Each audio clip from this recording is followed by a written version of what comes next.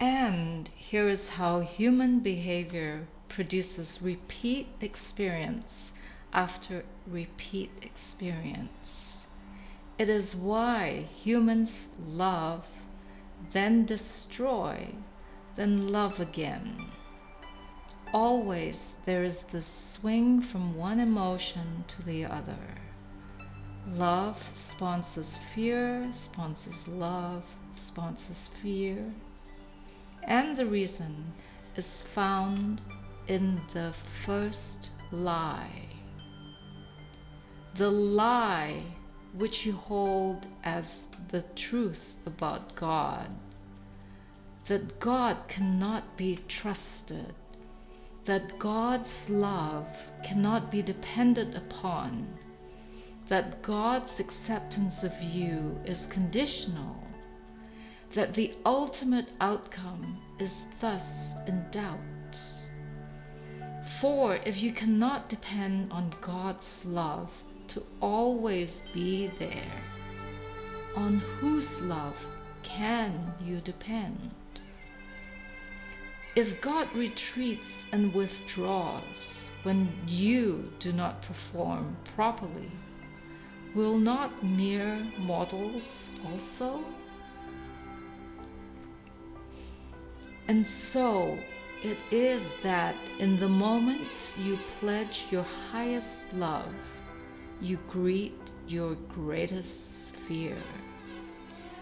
For the first thing you worry about after saying, "I love you," is whether you'll hear it back.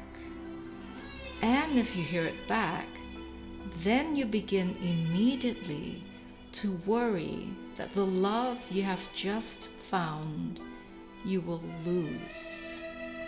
And so all action becomes a reaction, defense against loss, even as you seek to defend yourself against the loss of God. Yet, if you knew who you are, that you are the most magnificent, the most remarkable, the most splendid being God has ever created, you would never fear. For who could reject such wondrous magnificence? Not even God could find fault in such a being. But you do not know who you are, and you think you are a great deal less. And where did you get the idea of how much less than magnificent you are? From the only people whose word you would take on everything.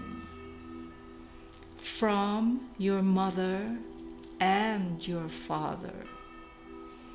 These are the people who love you the most. Why would they lie to you? Yet have they not told you that you are too much of this and not enough of that? Have they not reminded you that you are to be seen and not heard? Have they not scolded you in some of the moments of your greatest exuberance? And did they not encourage you to set aside some of your wildest imagining? These are the messages you've received, and though they do not meet the criteria and are thus not messages from God, they might as well have been, for they have come from the gods of your universe, surely enough. It was your parents who taught you that love is conditional. You have felt their conditions many times, and that is the experience you take into your own love relationships.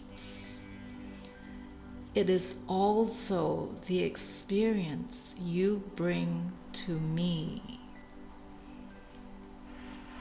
From this experience, you draw your conclusions about me. Within this framework, you speak your truth. God is a loving God, you say. But if you break His commandments, He will punish you with eternal banishment and everlasting damnation. For have you not experienced the banishment of your own parents? Do you not know the pain of their damnation? How then could you imagine it to be any different with me? You have forgotten what it was like to be loved without condition. You do not remember the experience of the love of God. And so you try to imagine what God's love must be like based on what you see of love in the world.